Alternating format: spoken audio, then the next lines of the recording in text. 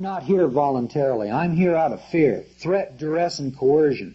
I think that if I don't appear today, based upon this prosecutor's invitation, this faulty service of process, that you'll issue a bench warrant and have me arrested and put in jail. See what you do? Lay it out in spades on the record. All right, the next thing here you'll notice is 1A, a criminal complaint.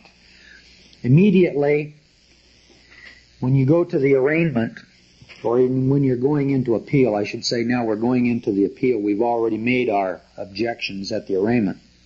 You bring up this complaint, and on your appeal you're saying the state of Idaho, and you raise the 8 major federal questions of jurisdictional problems that you noted with the complaint or the information.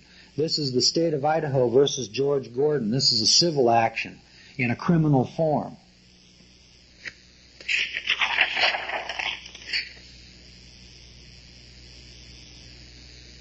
Let's see what happened here. This is number 1B, motion in order for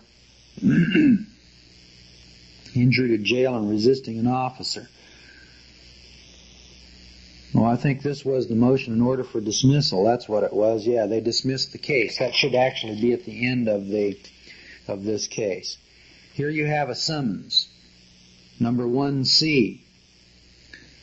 Hereby notified a complaint has been filed against you. I'm looking at number 1C here. Okay, here's our complaint.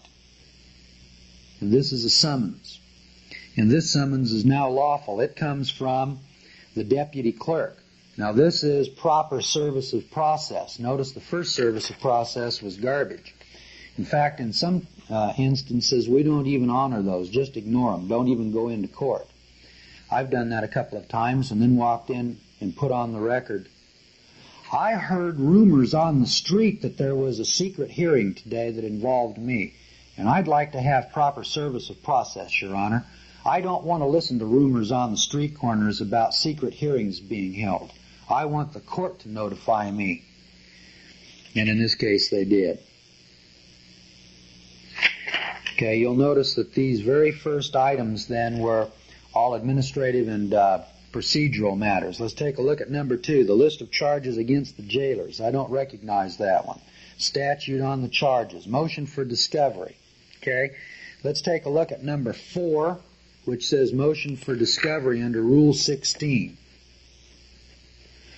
Now, depending upon your particular state rules, which will probably run hand in hand with the federal rules, you take a look at what it is that you're entitled to, and you demand each and every one of those items. If it says that you're entitled to a typewritten transcript, then you demand a typewritten transcript. If it says, in this case here, let's just read through this, pursuant to our rules, I said, comes now the defendant George Gordon, a free man, a merchant at law on a cash basis, especially and not generally, to order the state of Idaho to make known to the defense the names, phone numbers, and addresses of all the prisoners incarcerated with this defendant in the Ada County Jail on the night of April 8th and the morning of April 9th, 1982. Pursuant to our rules, I'm entitled to, and your Constitution tells you that you have the right to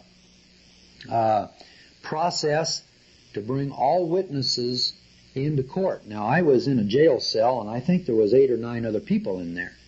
And so the jail has the records of that 8th and the 9th of April, 1982, and I want the names of addresses of each and every one of them. Now, watch what happens. Let's suppose that you get to trial, and they haven't provided you with the names and addresses. You know, about 2 weeks before trial, what you should do is put another motion in the court. I still don't have an answer to my motion for discovery and my demand as a matter of right that I have these witnesses in my behalf. Now, you get up to the trial date, and you got 2 good faith efforts. Number 1, it's Rule 16. You've got a right to that discovery based upon the rules. And number 2, then you complained about it 2 weeks before trial. And now, here we are, Your Honor, ready to go forward in the trial. And I'm not ready to move forward because it's necessary and imperative that I have these witnesses in my defense. Now, if they compel you forward in the trial, that's grounds for a trial de novo or a reversible error. You have been denied a basic and fundamental right. You see the way you've used the procedures now to gain reversal? If you have a right to these witnesses and they're denied you, then you didn't get a fair trial, and that's not due process of law, and that's not equal protection of the law under the 14th Amendment. Now, on your appeal, there's a paragraph or two for an appealable issue. And then I went on, in addition, the defense demands to see and inspect prior to the probable cause hearing any clothes, mattress covers, rags, or other physical evidence that the government is going to introduce at the probable cause hearing or at the trial. They failed to produce that, and I motioned it up under a subpoena ducis tecum. And when I got into that probable cause hearing, I screamed like a gut-shot banshee. How can I move forward and defend myself unless I've got the physical, tangible elements of evidence against me? I need that right here. I have a woman in the back who is an expert seamstress, and she's going to look at those jail clothes and determine whether or not they were torn or whether or not they were cut. And they're not here, and how can she testify? And they forced me forward. That was grounds for reversible error. In addition, this defendant demands the names, addresses, and phone numbers of any and all witnesses proposed by the government to testify against this defendant either at the probable cause hearing or at the trial. They never did send me a single item. Not one witness did they send to me. When I got to trial, that's if I have gotten to trial. Now, this one was won before we went to trial. In other words, after about the second motion hearing, they decided that, well, what we'll do is dismiss in the interests of justice, which is fine, and that's what you want. Most of your cases will be won on procedural matters prior to going forward in the trial. And that's why you're filing all these motions. You're going to make them dot every I and cross every T. This information is necessary and imperative to the defendant for his defense, and he must be. Now, I want you to notice the words imperative and necessary. To my defense, I've got to have these witnesses. And they're liable to ask you, well, what is it about these witnesses that are necessary and imperative, Mr. Gordon? All right, Your Honor, I'm glad you asked me that question. Those 8 people that were in that jail cell that night can testify as to whether or not I was asleep all night on my bunk or whether I was busily tearing up jail clothes. If there were 8 other people in that jail cell, there must have been some people that saw me do that, and I want those people on the witness stand so that I can cross-examine them. It's in the interests of justice, Your Honor, because the state needs those other 8 witnesses also. If I'm guilty, somebody must have seen me do it. There were 9 of us in that room, and I demand that those people be brought forward. They can testify in my defense. See where you've got them now? Okay? Here's number 4. Let's take a look at number 5. A motion for a subpoena ducis tecum. All right, here's the motion for a subpoena ducis tecum. It's a very simple document. This subpoena ducis tecum then is filed with the court, and then it's served on the jail or it's served on the administrative agency to bring forward those particular documents. Now, the government uses this against citizens every day to compel you to bring your tax records and documents in. You use this, you know what's good for the goose is good for the gander. You turn around and use your subpoena ducis tecum to subpoena in any evidence or anything you want.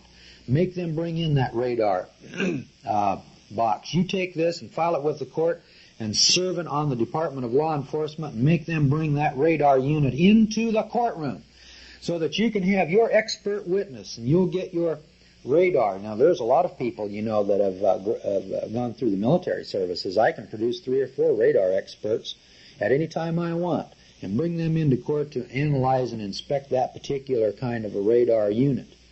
Whatever it might be, subpoena ducis tecum. Make those guys jump through the hoop. Number 6, motion for writ of habeas corpus. Okay, let's just flip over here. Here's your motion for writ of habeas corpus. We've covered that one already. All right, number 7, a notice of a preliminary hearing. Let's see what a number 7 is and how we use that. Okay, this was the state sending me service of process of a preliminary hearing. So now I've been noticed up to the hearing, and I know what time to go. Now, before you go to that preliminary hearing, you get your yellow pad out, whatever your yellow pad is. Let's call this a yellow pad. Don't happen to have one right here. And you write down all of the items that you're going to talk about. Everything that you're going to need there at that preliminary hearing. Witnesses, the subpoena ducis tecum, get everything lined out, because here's your time, date, and place. It's going to be on May 3rd, 1982 at 4 p.m.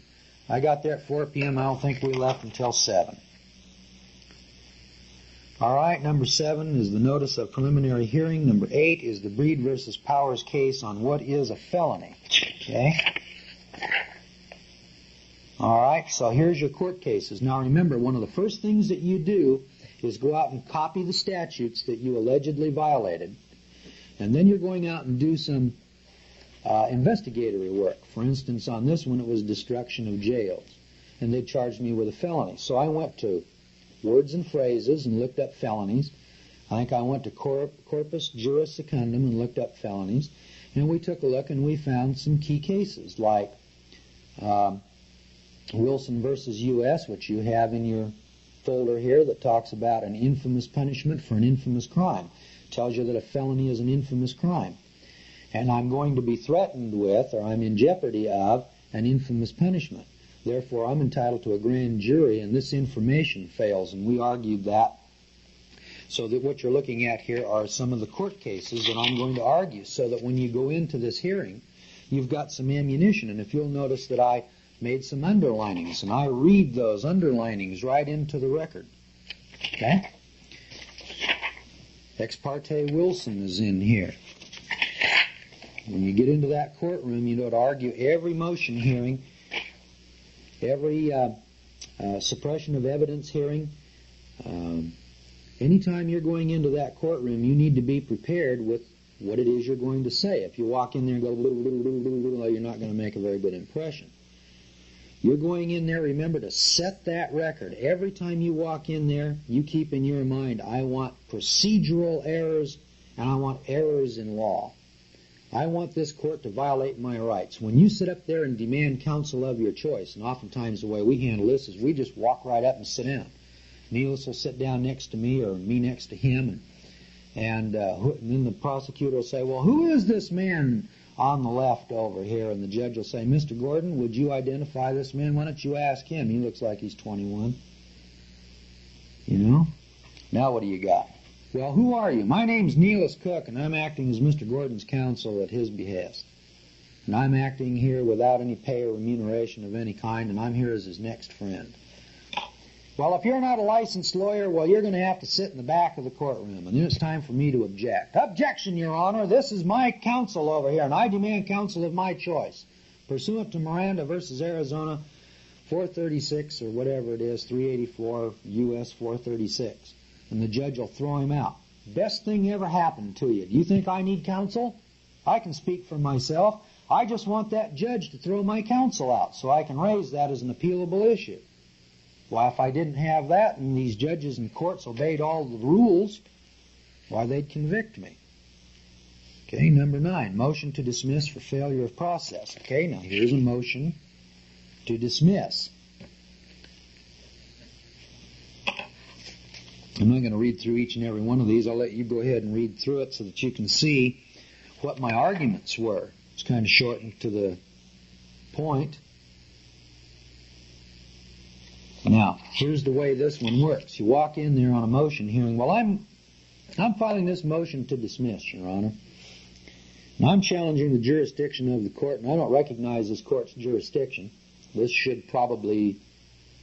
Now, due process is a right. And I want to point out something. Never motion the court up. Remember that principle? Because if the court grants you the motion, they obviously must have had jurisdiction in order to grant you whatever it is you asked them for. All right? That's true in everything except rights. Anytime you're demanding rights, you can use notice and demand or motion too. But anytime you're asking the court or you want something from the court, then you write it up as a notice and demand and then make sure you put a paragraph in to challenge the jurisdiction. Once jurisdiction is challenged, you have to ride that horse clear to Washington, and there's a division of thought as to whether or not you should address the merits of the case. The general consensus of opinion is that when you challenge jurisdiction, you ought not to address the merits of the case, but rather when you get to trial, you should stand mute. Now, I've done it both ways and appealed, and every time I've done it, I've always won, and it usually sandbagged in the district court. But the way you handle that is this. You walk in, you say, Your Honor, no, I'm not ready to move forward today. I'm challenging the jurisdiction of the court, and this court's jurisdiction fails. However, against my will and over my objection, I'll address the merits of the case, maintaining and demanding all of my rights at all times, and I never waive any of my rights, including my right to challenge the jurisdiction of this court on appeal. And I'm going to address the merits of the case with that stipulation in the record. Are you ready to move forward, Mr. Gordon? Absolutely not. I'll only address this court as it is necessary for me to defend myself against these outrageous claims upon my life, liberty, and property. See? No, I'm not moving forward. They'll ask you, are you satisfied with the jury selection? No, absolutely not. That's not a jury of my peers over there. That's a jury to assuage the conscience of the court. That's the king's jury. You pick those. Those people are all licensed drivers. There's not a free man sitting there. Not one of those is my equal. They'll just bulldoze right over the top of you, but you see what you've done? You've set the record pursuant to your status. You've kicked, you've screamed, you've thrown a temper tantrum. You've never at any time ever acknowledged their jurisdiction or cooperated with the court in any way. Okay? That's your challenge to jurisdiction. That's your belligerent claimant in person. Okay? All right, so this is a motion to dismiss for failure of due process. And I simply said in here, I'm being demanded due process. I cited some Supreme Court cases in here. This proceeding was prosecuted by complaint, not by indictment of the grand jury. It's an infamous crime as a felony. And as a felony, I'm entitled to a grand jury. And I brought all these issues up, and these issues are already settled, friends. I didn't dream these up. You know, a lot of times people say, come on, Gordon, this is just 1 Gordon 14:4, and I'm sitting here telling you I didn't write Breed versus Powers, and I didn't write Wilson or Markham or Marbury versus Madison. Those cases were already decided long before I ever came along. Okay, let's take a look here at number 10. Motion to produce transcript of hearing. Okay. Here's a technical rule. Now watch what happens. In the state of Idaho, and you take a look at your rules of procedure here at Rule 5.22, I'm simply saying no plea is possible. If you'll look on down here about right under where it says Rule 5.2, no plea is possible until the defense has provided the transcript of the probable cause hearing. So you see, at this moment in time, I'm entitled to a typewritten transcript of the probable cause hearing, which will probably cost them, $100, $150, who knows. But I'm entitled to it as a matter of right. Now, no lawyer ever demands this, because if he did, about 2 or 3 times down the road, somebody would say, do you want to keep your license, dummy? But I'm not licensed by the state. I'm the defendant, and I have a right to this pursuant to the rules. And so I'm demanding that they dot every I and cross every T and do it every time. So look through your rules of procedure. You'll be amazed. You'll probably write 10 or 15 motions just on the procedures, just the rules of procedure alone. If you have time. If you don't have time, well, then you won't do it. Now, you'll notice there's 38 documents in here, of which probably 20 or 25 of them are motions to dismiss, motions to demand counsel or grand jury or whatever they are. Each and every one of those is a separate and individual line of defense. Each and every one of those motions of and by itself is grounds for dismissal or reversible error. Now, remember, you've already read Almeida Sanchez. Now, remember, Sanchez had one appealable issue, and that was the Fourth Amendment. Did you want to stake 5 years in the state penitentiary on one issue that the courts may not listen to or they may rule against? Well, if you want to, go ahead, in which case then you only need one motion. Take your chances. But I'll tell you this, if you file 20 or 30 motions, that gives you 20 or 30 shots at victory. You only need to win victory on one issue. You don't need to win on all 30 issues, and nor are you ever going to. The court, remember, is only going to rule based upon a very narrow construction of constitutional law. And if they can, they'll rule on a statute or a rule. And so here I'm giving them their out. I'm saying, gentlemen, just take a look at Rule 5.2. The trial court failed to compel the prosecutor to give me the transcript of the probable cause hearing, which was necessary and imperative to me, and I absolutely had to have that in order for me to prepare my defense, and they forced me clear through the trial procedure, and I didn't have it. Now, you'll notice this case never went to appeal. If it had gone to appeal, I would have had another 20 or 30 lines of defense. But, You know, you're saying, well, gosh, you did all that writing and you got that big, thick manuscript and you didn't use it. See? So why go to all that work? Well, it's Murphy's Law. I saw a guy not long ago, he didn't file a single motion on a parking ticket and they took him to jury trial, which is good because it cost the state, $1,000 or $1,500. He was in court 7 hours. Well, it probably didn't cost him that much. 7 hours in court, they didn't have any motion hearings, so probably it was only $500, $600, $700. Now they're trying to collect a $10 parking ticket and they spent $700 of your taxpayers' money out there to collect that. And then when it's all said and done, this guy has no appealable issues with which to take forward. It's just a case of, did you put the money in the meter or didn't you? And the jury said, no, he didn't, so therefore you're guilty. So he can only appeal on the merits of the case or the facts of the case. And what facts are there to decide? You either put the money in or you didn't. You'll notice in this case the issue is, the claim was that I was in jail and I tore up my jail suit. Okay? Now, as a matter of law, the Supreme Court, they don't care whether I tore it up or not. That's not their issue. All they're concerned about was, did you give this guy a fair trial? Well, no, I didn't get a fair trial because, you see, I didn't get the transcript of the preliminary hearing. I didn't get discovery. I was unable to subpoena into court those 8 other prisoners who were in that jail cell. I was denied a fair trial. I was denied equal protection of the law. I was denied a fair hearing.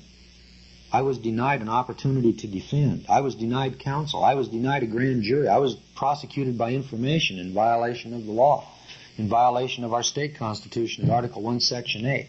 You see all these defenses I'm putting up for my appeal, and you can only do that with all of these motions. And the only reason that I only filed 20 motions is because I didn't file 40. If I'd have had 40 to file, I'd have filed 40. And the more serious the case is, the more serious you ought to take it. If they're charging you with a felony, then you want to make 30 or 40 appealable issues that you can appeal to your state Supreme Court and then to the federal Supreme Court. If it's only a parking ticket, they maybe only need 3 or 4. Now let me just digress here for a moment and point out that I have a lawyer friend who's darn good. If I was going to hire a lawyer to represent me, I'd certainly hire this fellow. And he charges $5,000 to defend a felony just like this. $5,000. He wants $2,500 up front, and then he'll take $2,500 in installments. And I talked to him the other day about this particular case. I said, well, Ben, what do you think about this case? Do you think I've got enough filed? And he said, well, if I were doing a case like that, I'd have to have $30,000 or $40,000 to do all that research and all that writing. For $5,000, I'll write 2 or 3 motions if they're not too long, but in any case, it won't go over 30 pages unless I get paid extra. So here's a lawyer who's a good one and who usually wins, or who can sure lay down some good procedural roadblocks for my government agents. And he's saying for $5,000, I'll file 3 or 4 motions and 2 or 3 briefs as long as they don't go over, 30 pages or so. Other than that, I've got to have more money. Now, I saw a 36-page brief that he filed one time for a counterfeiting case, and he charged $3,000 or nearly $100 a page. All of this is available to every one of our students who is a subscriber to our computer service for 15 cents a page and $10 a month. And what it does is it forces and it requires that prosecutor to go over to the law library and research and then answer and go type out an answer to each and every one of these arguments. Now, do you see why it becomes burdensome for your government to prosecute you? They simply can't afford to. It costs too much money. That was one of the reasons they dismissed this case. They'd love to convict me for a felony. Why, they'd love to charge me with running dope or molesting little kids or whatever they can, and they will. One of these days they'll bring charges against me of smuggling dope. And the way they do that, you need to be very aware of this and very cautious. I always leave my car open. I never lock my car. And I do so openly and notoriously, and I want everybody to know that I don't lock my car. Because I know one of these days somebody is going to stick some marijuana or contraband of some kind in the trunk of my car and then stop me, arrest me, and charge me with that. And you know what my defense is? entrapment. Somebody stuck it in there. I don't know anything about it. And I can produce 20 witnesses who will testify that I always leave my car open. And furthermore, I'm on this TV screen right now telling you that my government is going to do this to me. I know they're going to do it to me because they've done it to dozens of others. Let me give you a little scam here. Down in Pocatello, Idaho, one time, the narc agents took $50,000 down there on the streets. And they started walking up and down the streets trying to buy heroin. They were entrapping citizens, and here's what happens. They take $50,000 of taxpayer money. My God, it's unlimited funds. They just go down there. And some sergeant or some lieutenant said, you know, if I had $50,000, well, I could go down to Pocatello and I'd show you how much crime there is down there. Boy, there's just heroin and drug traffic like you can't believe. So they went down there and they started frequenting the bars and talking to all the long-hairs down there that normally are smoking marijuana. Those fellows probably know where to get some heroin in Los Angeles or New York. And in a week's time, they had all kinds of heroin and hard drugs down on the streets of Pocatello, and then they started making these arrests, see? So that they could then go to the press and say, well, look at all this hard drugs that are down in Pocatello, Idaho. They created the crime. Wherever there's money to create crime, or money to create a market, there will be, the free marketplace will fill that need. Now, do you see what happens? Beware. Look at Miranda versus Arizona and watch these entrapment tricks, because entrapment is a ploy used by the police time after time after time. They just get away with it because nobody knows how to counter it. Somebody comes up to me and wants to make some kind of a deal. The first thing that comes across my mind is entrapment. What are you up to? Okay. Let's take a look at a couple more of these over here. As you go down through here, you'll notice, I want you to turn back here to the nomenclature, and I want to run through these 38 items. I'm not going to read each and every one of these motions, or we'll be here for 30 hours on this case alone. Now, my purpose now in this course is to direct your attention to your study so that you know what to look for. And the reason for that is simple. You'll be out here chasing rabbits for 5 years like I was. You know, the first 5 years I did this, I was reading hundreds of cases to find one or two that were important. And I was filing lots of motions and being shot down I wouldn't say ruined, but, I'd go into court and I'd lay out my motions and arguments and they'd be dismissed as frivolous and without foundation, one thing and another, and half the time they were in the early days because I didn't know what I was writing, know what I was doing. Okay, now we've put these into the courts and we've seen the response that we get. They'll still laugh at me and they say, oh, this is specious and frivolous, but I notice that judges now, they listen to me when I go into court, and I'm going in at 4 o'clock this afternoon. I'm going to argue obstructing and delaying, and I think the judge will listen to me. I noticed that the prosecutor yesterday was interested in what I had to say. I think I can go in there and argue that position. I think I can argue the law. I'm going to file about 20 or 30 motions. If I don't win today, I'm going to file about 20 or 30 motions. When we go to trial, it'll be one of the more expensive charges that they brought against me. Okay, let's take a look here at notice of hearing and motion for withdrawal of counsel. One of the things that they did to me here is they appointed a public defender for me. And I want that public defender out of there because I want my counsel issue to be unobstructed. I don't want any blurbs on the record. And in order for you to know and understand counsel, you can read this motion, but you also need to take a look at this motion in brief that's in here on the counsel issue. And then read some of those cases that they came out of, like Powers and Zerbst and Johnson and a number of these, Markin or Macon, I believe it is. And get it in your own mind the power that you have from the Supreme Court. Because, in the state of Idaho, they're telling us unless you have a licensed lawyer, why you can't have anybody else. And the Supreme Court has already ruled on that issue that that's counsel beholden to my adversary. All right? So I fired my public defender. And I'll tell you another trick that you might use here, if trick is the right word. The very first time they did this to me, there was a lady judge, and she just jumped up and down, pawed the ground, and bit the bushes. And she was just going to make sure that I had counsel. She was going to conduct a government trial with a government prosecutor and a government defending attorney. And I decided I didn't want that. And so I wrote up 114 questions for my public defender.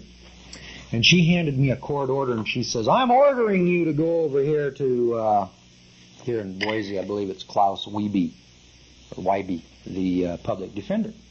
And I said, oh, okay. And after all, I wouldn't want to be in contempt of court, would I? And so I went over there, and I said, my name's George Gordon, and I have a court order here, and it orders me to appear during this week and to contact my public defender. Do you have this court order? And who is my public defender? And this sweet little girl at the counter, she said, oh, that's Mr. Jones, or whoever it was. And Mr. Jones is busy, and he won't be able to see you today, but perhaps I could make an appointment for tomorrow or the next day. Oh, okay. Yeah, I'd like you to do that. I'd like you to make an appointment so that I can determine his qualifications and see whether or not he's competent to defend me. And this little girl looked at me like, are you crazy? You, the defendant, coming in here and you're going to interview an attorney?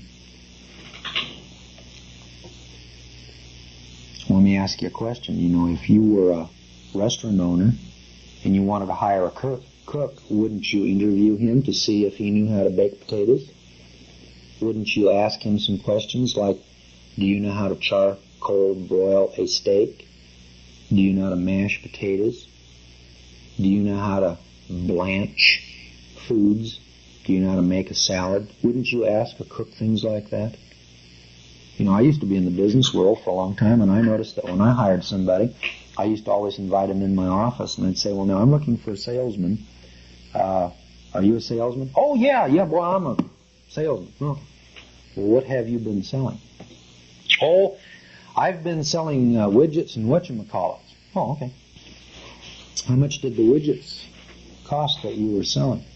Oh, I sold them for $3.98 each. What was your profit margin in those? Profit margin? Yeah, what was your mark?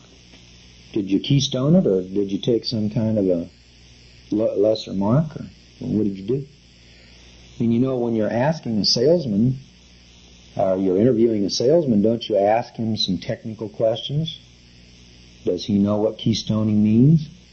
Does he know and understand what a markup is? Does he grasp and understand the closing question? What sales school did you go to? Did you go to any recognized school? Have you just been selling? Are you a high-pressure salesman? Are you a furniture salesman? Do you sell cars? You know, you don't sell cars and houses the same way. I mean, you know, a house is not an impulse buy, at least not normally. So anyway, my position is that I like to go at things pretty slowly. All right, so I came back a couple days later, and Mr. Jones, or whoever it was there, and I brought 3 or 4 witnesses with me. And I said, well, now, Mr. Jones, my name is George Gordon. Shake his hand. Gosh, really good to meet you. And I'm having a little legal problem here, as you can probably see. I have a court order, and Judge Smedley over here ordered me to come over here, and I guess we're going to have to defend this case, and I guess you're going to be my lawyer, my attorney, and thought maybe we might sit down and talk about it a little bit. Oh, yeah, Mr. Gordon, see here you got some traffic citations. What seems to be the problem here? Why don't you just plead guilty? The fines wouldn't be over $40 or $50. Oh, well, sir, it's not the issue of the fines. It's the issue of rights that's involved. See, I don't have a driver's license. You don't? Oh, no, I don't have a driver's license because of my 4th and 5th Amendment rights, and I certainly didn't want to waive any of my rights, and so I sent it back. Now they want to prosecute me, and of course now I want you to defend me here, and I want you to win. You know, this poor guy's looking across the counter, you know, and, well, I see here you're also charged with not having any insurance or registration. Oh, that's right. I took the license plates off and threw them away, and the car's not insured at all. And I'm sure that's a heck of a good rights issue, and I don't think we'll have any problem at all winning that. I've won 3 or 4 of those already, and I think that, you know, this guy's looking across like, you don't have a driver's license? No. Well, you can't win this. Why? I've won 3 or 4 already. And you're a lawyer, you've been to law school. Why, this is like slipping off of a greased banana peel on a log in the Colorado Rapids. I mean, for you, you'll just do this. You know, this guy's looking at me. Well, let me ask you a question. Do you think you might have some problems winning this? I mean, it's just cut and dried. It's just open and closed. It's just a simple matter of rights, you know. Miranda, page 491, Marbury versus Madison. Wilson, Macon. I mean, we don't even have a prosecutor in there. He's an imposter of an imposter. And then the police powers come into view here, and of course the police powers are being exceeded. Boise City Code doesn't apply to me. I'm a free man. I mean, this guy's just sitting there like, huh? Well, let me do this. I can see that you look a little confused. And I reached down to my case, you know, and I said, I've got some questions here, sir. I have 114 questions. I thought what I would do is this. I thought I'd interview you here today and see whether or not you were competent to handle this case. And if you're not, perhaps you might have someone else in here that's more familiar with these traffic cases. And he just came unglued. The thought that I, you know, the lay citizen would come in and interview him to determine whether or not I was going to hire him. He thought that was insane. He thought I was nuts. And I always like to keep a straight face. And I said, well, sir, before I hire somebody, I always like to check their qualifications and see whether or not they know anything. And you've already told me that you didn't think you could win this, and you seem to be a little perplexed. I think this is a relatively straightforward rights issue. I think that by the time we get this case to the Supreme Court, I think we'll just win hands down. And this guy is sitting there going, Supreme Court, well, we're only prepared to handle this to the jury. Well, what are you going to do when the jury comes in guilty?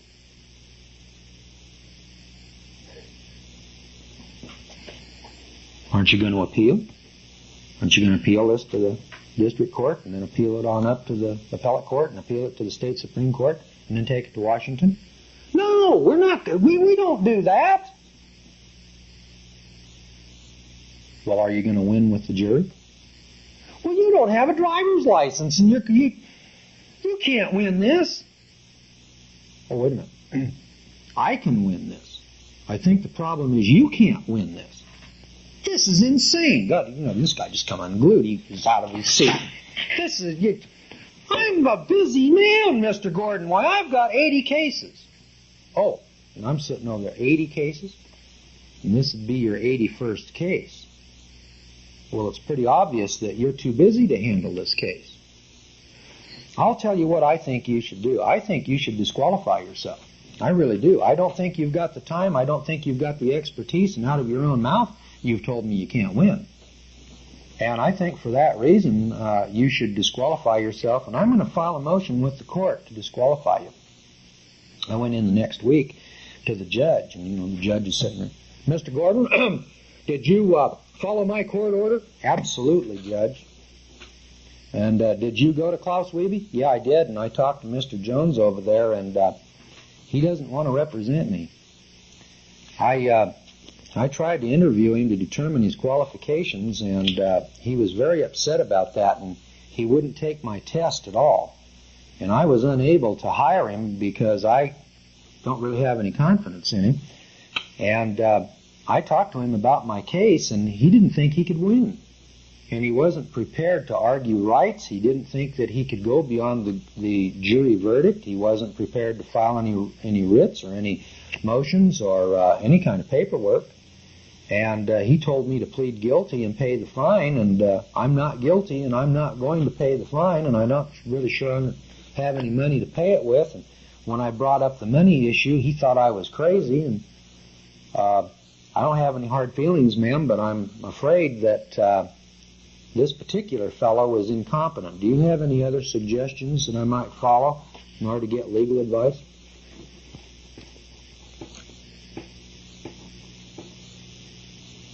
Oh, you don't have any other suggestions?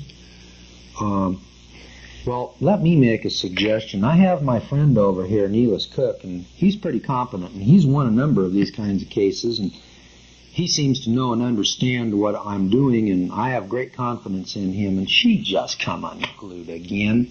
She just didn't understand that at all. And so what it boiled down to, she dismissed the case. She was embarrassed and she didn't know what to do next, and that was one of those that I won on a procedural move. In other words, she's trying to compel me to take counsel beholden to my adversaries, and I'm sitting there saying, well, I'll be happy to do that. Don't put me in jail for contempt. I'll go interview the guy. Write up my 114 questions, and I interviewed him. Found out he was incompetent. Be amazed, you interview people and find out their competence, and you might not hire them. Maybe we ought to interview some of these judges and find out whether they're competent or not. Okay, now we've got a state's reply to the discovery motion. Oh, they replied to my discovery. All right, what do you look for? You look for what is it they're going to use against you. You look for what was it that they didn't give you that you demanded, like the names and addresses of those witnesses. And you go through that thing with a fine-tooth comb and you look for all of the errors and the mistakes that are in it. Make them dot every I and cross every T every time. And you'll go through their answer, and sometimes they'll be flawless. I noticed the last couple answers I got, they just gave me everything I wanted. And I sat there and said, darn, here I am with their answer to discovery, and they gave me everything I wanted. Well, it's obvious I can't use that. See? What would happen if they gave you counsel of your choice? Oh, you wanted Mr. Cook? Certainly. Mr. Cook's down there. And now you understand, of course, Mr. Gordon, that you're fully responsible now for Mr. Cook, and he's not going to represent you, but he's going to aid you, and therefore you're waiving your right to counsel appointed by the government. Is that correct? Now you're convicted. Now you're going to raise the counsel issue, right? Wrong. You see, if these guys would obey the law, they'd probably get some convictions against us.